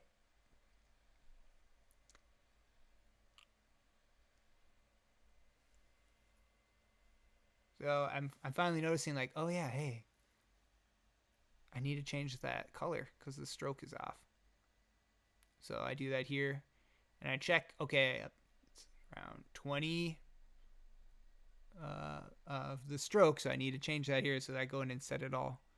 And then I do the same thing on the right hand because I duplicated that already and didn't catch that right away.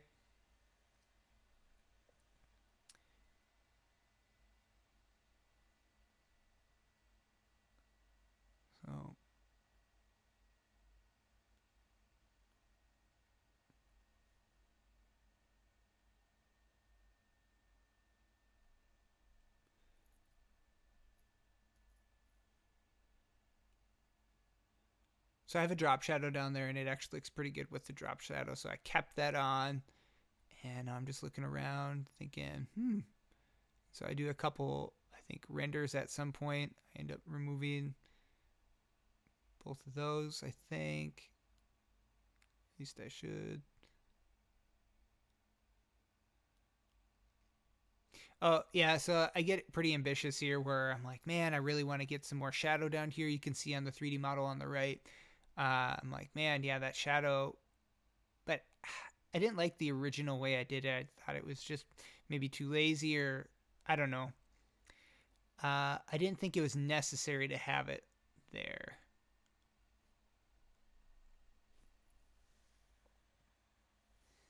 So yeah, I'm just kind of cleaning up the line again with the curvature tool, and probably going to fix some of those points so it's not overlapping the stroke there, but more like going with it. So yeah, I'm just cleaning that up.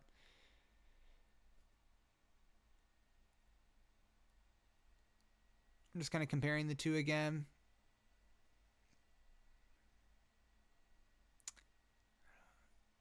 Copy and paste. Use the rotate tool. I bring it over. I make this one a lot thinner because the sun or the light is much heavier here, so therefore less shadow. Kind of fix all that. Bring that over. I don't know. It looks okay, I guess.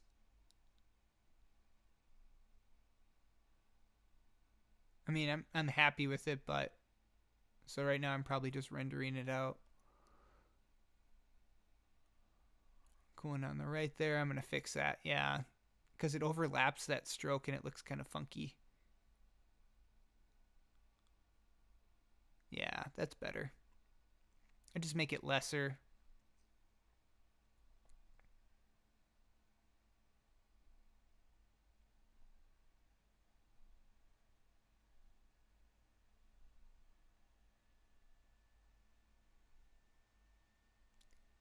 So I think at this point I feel, yep, I'm done. I'm checking out. I'm getting it all ready.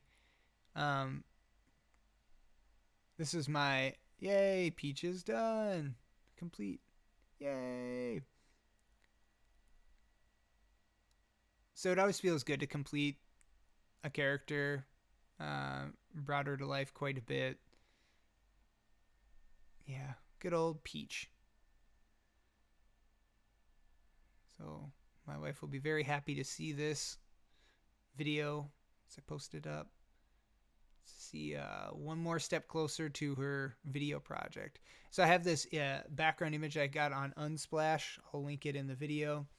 And then, yeah, I'm just kind of dragging it around to build something here. But, all right, guys, thanks for watching for me. I'll turn off the audio here and just let you guys finish it out in silence. Again, subscribe to the channel if you like what I have going on here, or share it with someone. Again, message me anything you want built. And, yeah, look forward to meeting some more people, some of you guys. So, yeah, thanks for watching.